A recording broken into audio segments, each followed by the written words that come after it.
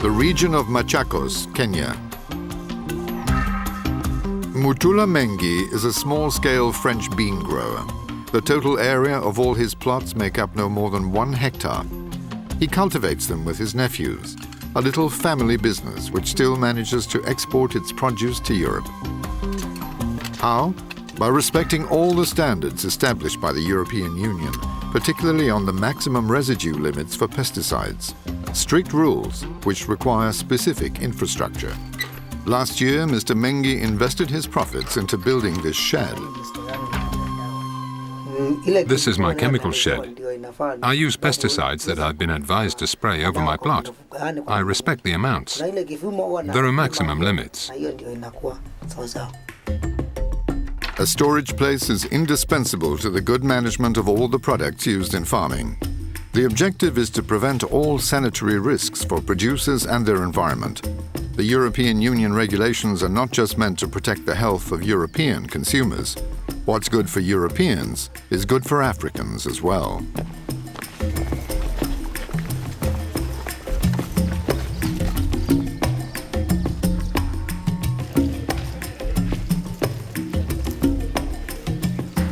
In order to export his beans and make the best profit from it, Mutula Mengi also has to meet the demands of European retailers' large-scale European distribution.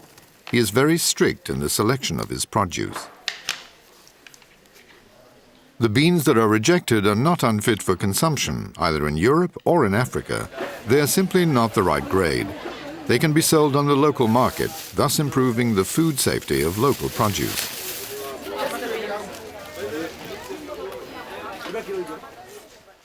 Some observers claim that Kenyans rarely eat French beans. This suggests that the plots producing for export are not used to feed the local population, which often live under the threat of famine. But this assumption does not hold up against the observations and analyses made by local organizations that fight poverty. In fact, the benefits gained from export production enable farmers to buy essential goods and to improve the living standards of their community.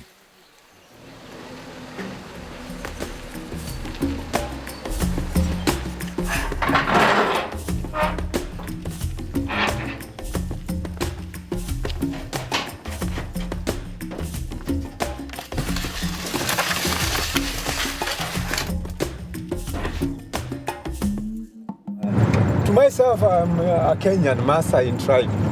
Maasai. We transport fresh beans, transporting in the truck, packed, and then to the plane, then to the various parts of other countries.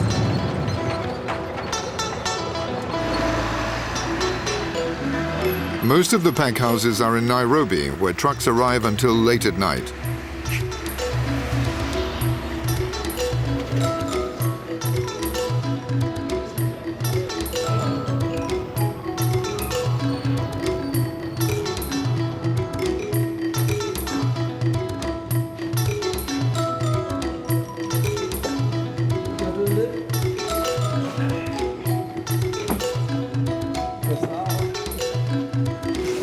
The crates of beans are stocked in cold rooms until the sorters start their shift.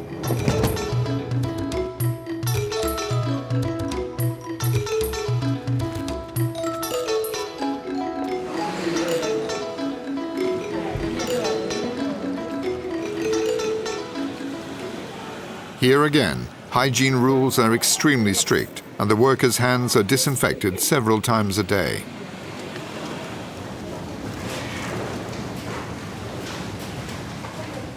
My name is Gideon Maura. I'm a pack house manager, and my main responsibility is to ensure our products meet the customer specification as well as the food safety issues according to the EU regulations.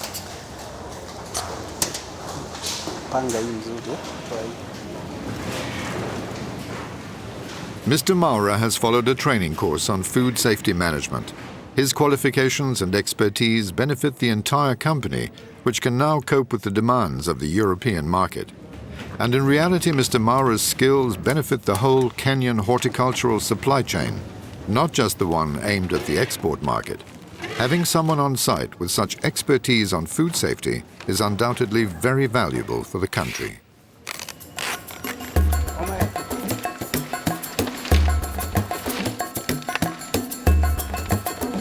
The implementation of good practices may generate even stronger indirect benefits, such as in the case of pineapples, a fruit which has always been eaten in West Africa. Richard Meyer is an agricultural engineer and manages a consultancy firm in Abidjan. He benefited from training courses that allow him to advise businesses on good agricultural practices.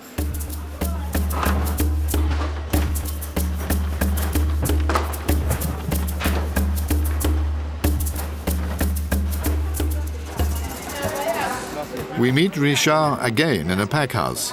He is visiting the head of production, who has set up a traceability system, an essential step in quality control.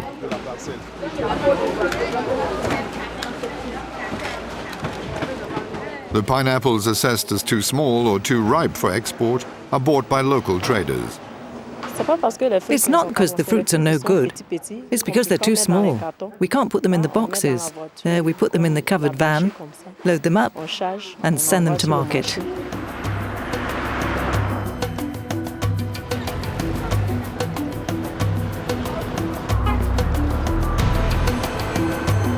The fruit arrives in large quantities on the docks of Abidjan. Some are squeezed there to make juice and drunk straight away by the locals.